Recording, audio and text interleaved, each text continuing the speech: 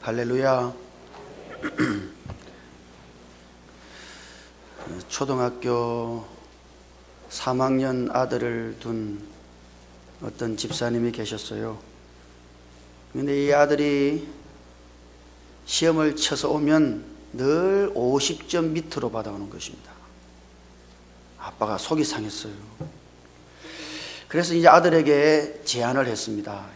얘야, 다음 시험에 80점 이상을 받아오면 용돈 5만 원 주마 그랬어요. 여러분들도 그런 약속 하시죠? 가끔. 그로부터 한 달 뒤 아들에게서 아빠한테 전화가 왔어요. 아빠, 좋은 소식이 있어요. 뭔데? 지난번에 아빠가 시험 80점 이상 받아오면 용돈 5만 원 주시기로 하셨잖아요. 그랬지. 그 돈 아빠가 쓰세요. 아빠가 화가 났어요.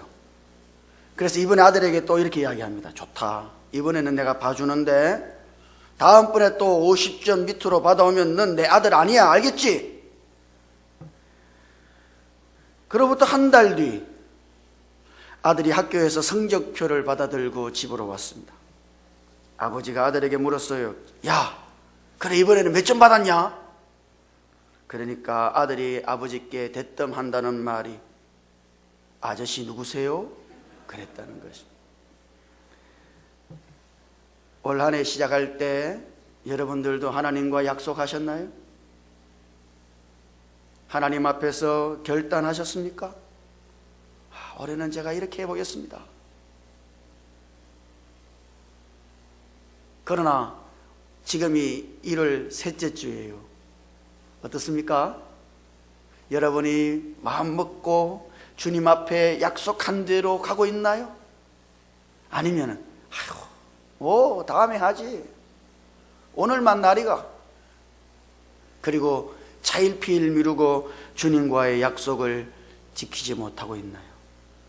여러분, 오늘 우리의 문제는 어디에 있는 것일까요? 오늘 우리의 문제는 우리에게 일어날 영적인 현실을 외면하는 데서부터 있는 것입니다. 여러분, 이것이 정말 우리의 문제일 수 있어요. 한 해를 지나고 새로운 한 해를 맞았습니다만, 그러나 우리는 여전히 어떤 의미에서는 2014년과 같은 모습일 수 있는 것이죠. 우리의 문제가 뭐예요? 오늘 우리에게 일어날 영적인 현실을 우리가 자꾸 외면하기 때문입니다.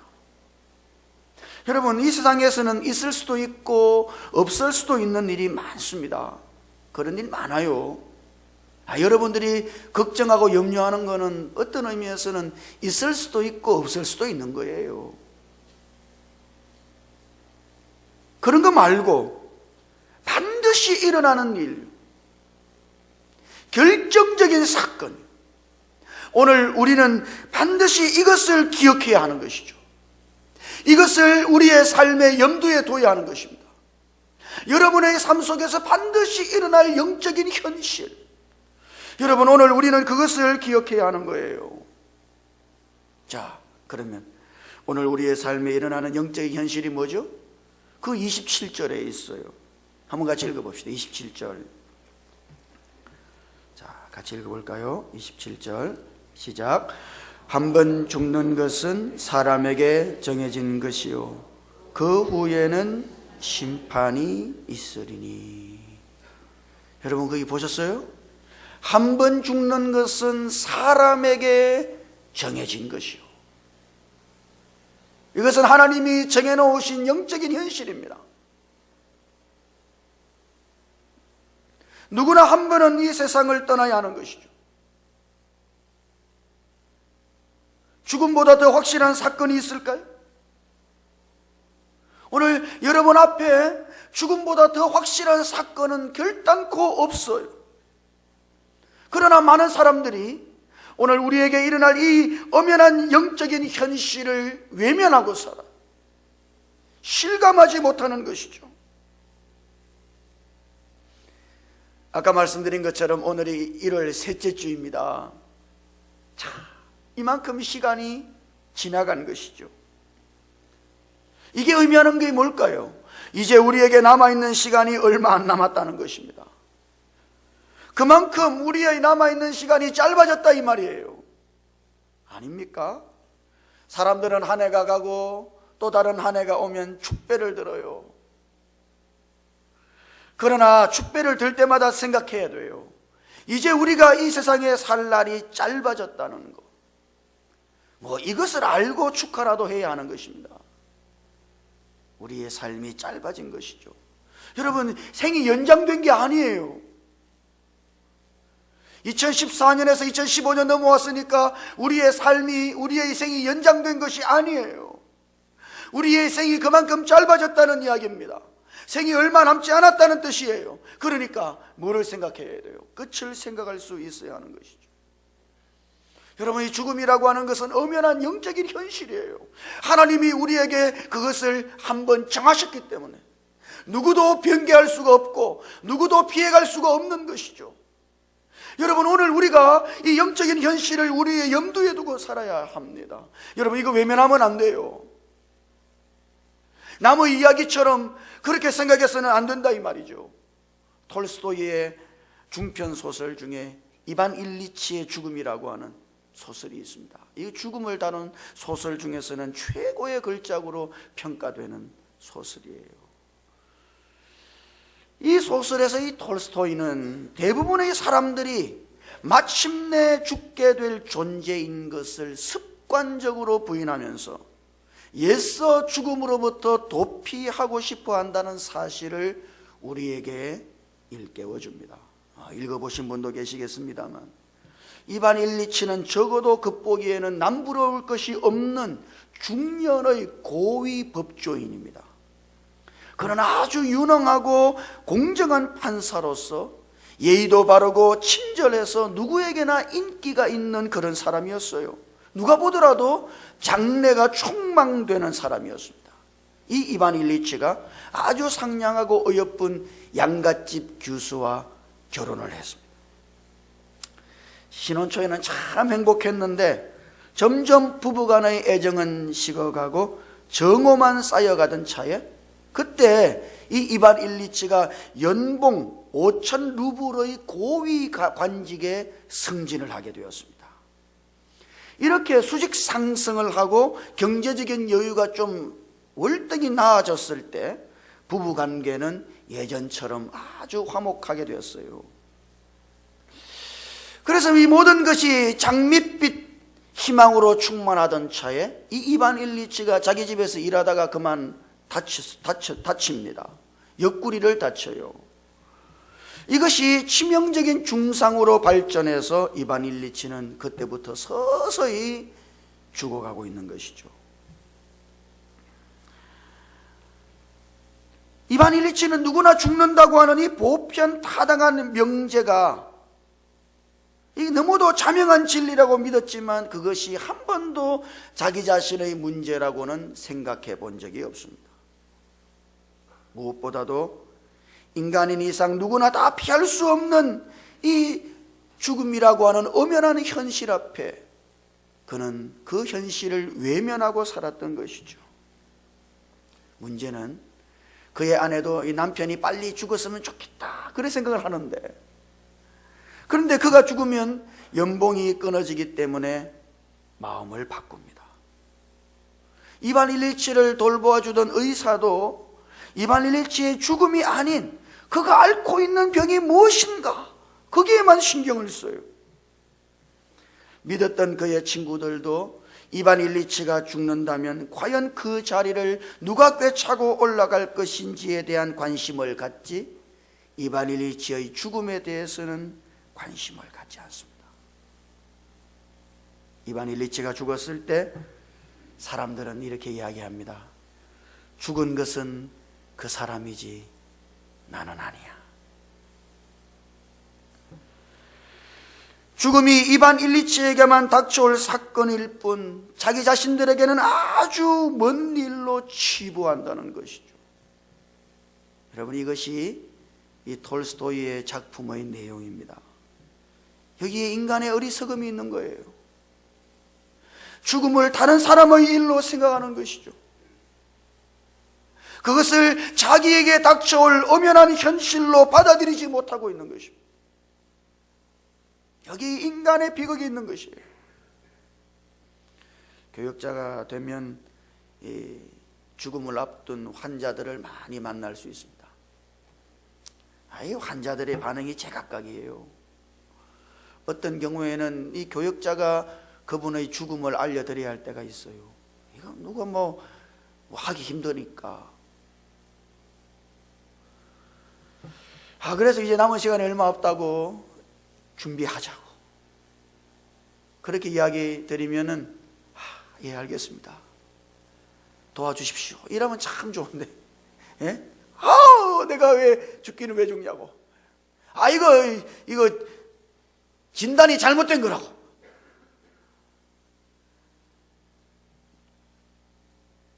오진이라고 자기의 죽음을 받아들이지 않는 사람이 있어요. 이거 참 괴로운 겁니다.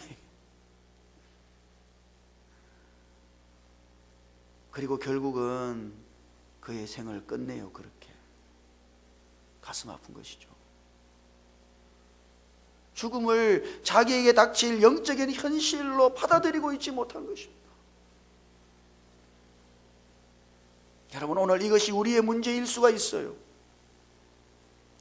2014년을 접고 2015년이 밝았습니다만 우리에게 새로운 삶의 기회가 주어졌고 우리의 삶이 연장되었다고 그렇게 착각하며 살아요.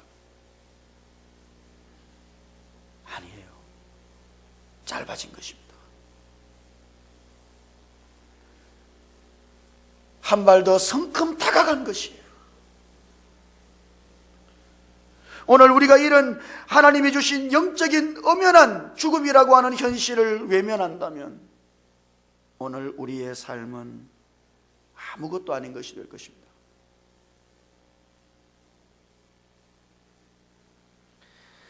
우리가 생각해야 할 두 번째 영적인 현실, 여러분 그거는 27절 하반절에 있어요. 거기 이렇게 되어 있죠. 그 후에는 뭐가 있다고요? 심판이 있으리니. 사람들이 또 착각하는 중에 하나가 이런 거예요. 살다 죽는다고 하더라도 그 모든 것이 그것으로 끝나겠지 생각하는 것입니다. 그러나 하나님의 말씀은 살다가 죽음으로써 모든 것이 끝나는 것이 아니라 그 후에는 심판이 있으리니. 하나님은 오늘 우리들에게 하나님의 심판대 앞에 서야 할 것을 고려하라고 말씀하고 계신 것이죠. 오늘 누구든지 하나님의 심판대 앞에 서야 한다는 것은 우리 앞에 있는 엄연한 영적인 현실인 것입니다. 여러분, 저와 여러분들이 다 그렇게 되어야 하는 거예요. 하나님의 심판대 앞에 오늘 우리가 서고야 말 것입니다. 여기 모른다고 할 수가 없어요. 그런 이야기 있지 않습니까? 논산훈련소에서 어떤 훈련병이 훈련을 받았는데 훈련 받고 있다가 배가 너무 고프니까 살짝 빠져나와가지고 매점 가가지고 빵이라도 하나 사 먹으려고 싹 뛰어가고 있는데 그때 누군가하고 부딪혔어요.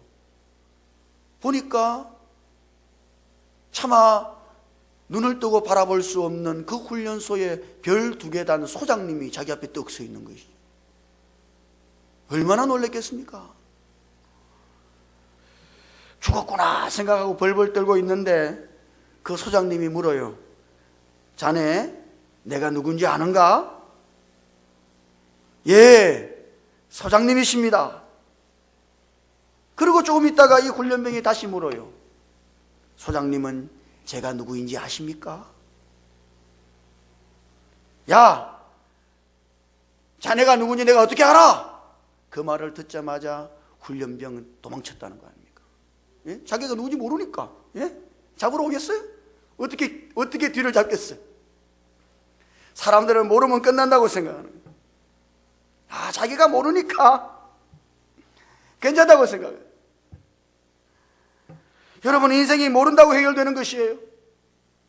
모든 책임을 면할 수 있는 것입니까? 여러분, 오늘 우리가 하나님을 모른다고 부인해도 하나님은 우리를 부인하실 수가 없어요. 하나님은 우리를 모른다고 하실 수 없다 이 말입니다. 하나님은 우리의 머리카락까지 다 세고 계시며 하나님은 이미 다 알고 계세요. 하나님은 피할 수가 없는 것이죠. 우리는 언젠가 하나님의 심판대 앞에 서야 하는 것입니다. 사람들이 이 엄연한 진리를 잊고 살기 때문에 오늘 우리에게 주신 하나님의 은혜와 하나님의 구원을 등한히 여기는 것입니다. 사람들은 이런 영적인 현실을 외면해요. 다른 것은 막 신경을 씁니다. 일어나지도 않을 일들을 막 신경을 써요. 그럼에도 불구하고 오늘 우리의 생에 반드시 일어날 이 영적인 현실을 사람들은 애써 외면하고 도피하는 것이죠. 여러분 기억하십시오. 오늘 우리는 반드시 죽는다는 사실이에요. 그리고 오늘 우리의 삶은 그 죽음을 향하여 가고 있는 것이며 우리는 언젠가 우리의 인생의 종착지에 도착하고 말 것입니다. 이것이 엄연한 영적인 현실이에요. 뿐만 아니라 그 후에는 심판이 있으리니 우리는 하나님의 심판대 앞에 서게 될 것입니다.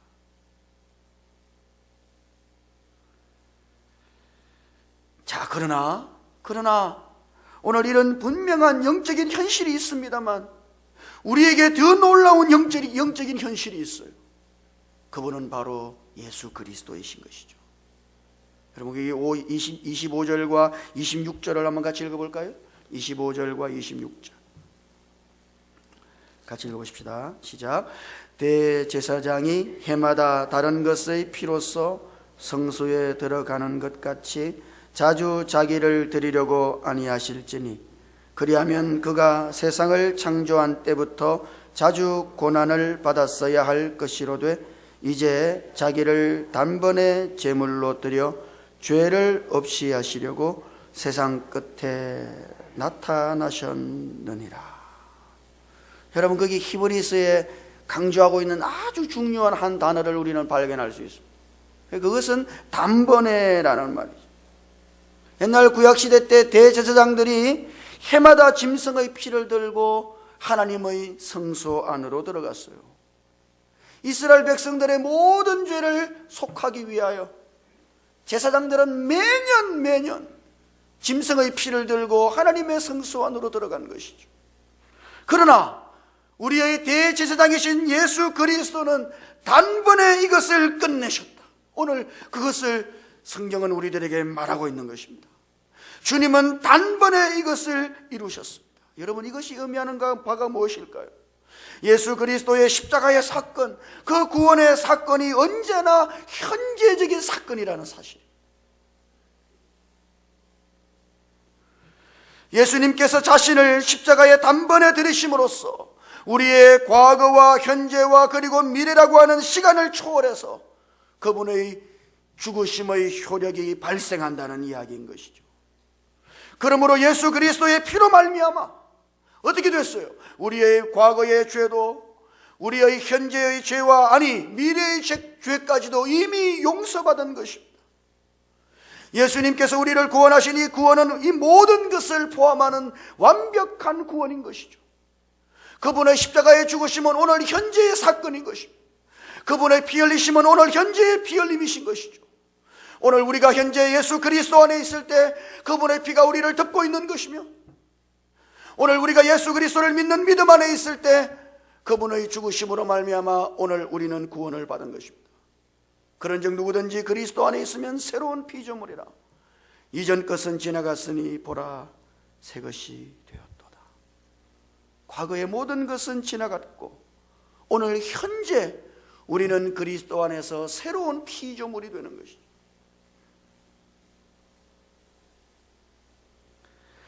뿐만 아니라 구원을 위한 기회가 이 현재적 삶에 단 한 번 주어진다는 이야기입니다. 오늘 우리의 삶이 마지막 기회라는 이야기죠. 다시 또 다른 것이 오지 않는다는 이야기입니다. 오늘 우리가 예수 그리스도를 믿지 않는다면 그에게는 희망이 없다는 이야기예요. 예수 그리스도께서 단번에 죽으셨습니다. 우리의 죄를 위하여. 그리고 그것이 마지막입니다. 다시 다른 기회가 없어요. 오늘 현재의 삶을 마감하면 오늘 우리는 기회를 상실하고 마는 것이. 현재 우리의 삶의 종말이 온다면 우리는 모든 기회를 잃어버리고 말 것입니다. 사랑하는 성도 여러분, 예수 그리스도 안에 놀라운 구원이 있고, 예수 그리스도 안에 생명이 있고, 예수 그리스도 안에 용서가 있고,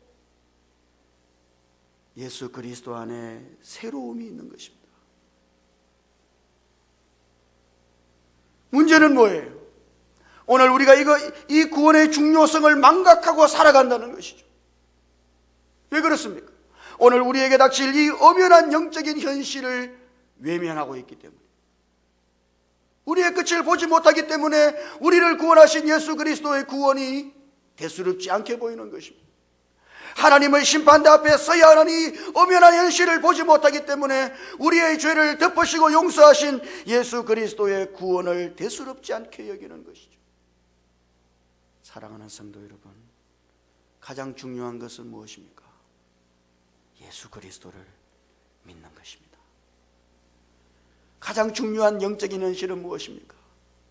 오늘 우리가 예수 그리스도를 믿고 하나님의 구원을 받았다는 사실이에요. 이것이 가장 놀라운 영적인 현실인 것이죠. 여러분, 이것은 오늘 우리의 끝을 생각할 때 더 놀라운 것입니다. 오늘 우리가 당할 엄연한 영적인 현실을 생각한다면 예수님께서 우리에게 베푸신 구원은 가장 위대한 선물이 되는 것이죠. 올 한 해도 여러분들에게 닥칠 엄연한 영적인 현실을 인식하며 살아가실 수 있게 되기를 주님 이름으로 축원합니다. 반드시 우리는 하나님이 정하신 한 번 죽는 이 길을 걸어가야만 한다는 사실을 기억하십시오. 그리고 그 이후에 하나님의 심판대 앞에 서야만 한다는 사실을 기억하십시오. 그리고 오늘 현재 예수 그리스도를 믿는 그 믿음으로 예수 그리스도 안에서 새로운 피조물로 그리스도 안에 있는 이 놀라운 구원을 누리며 살아가실 수 있게 되기를 주님 이름으로 축원합니다.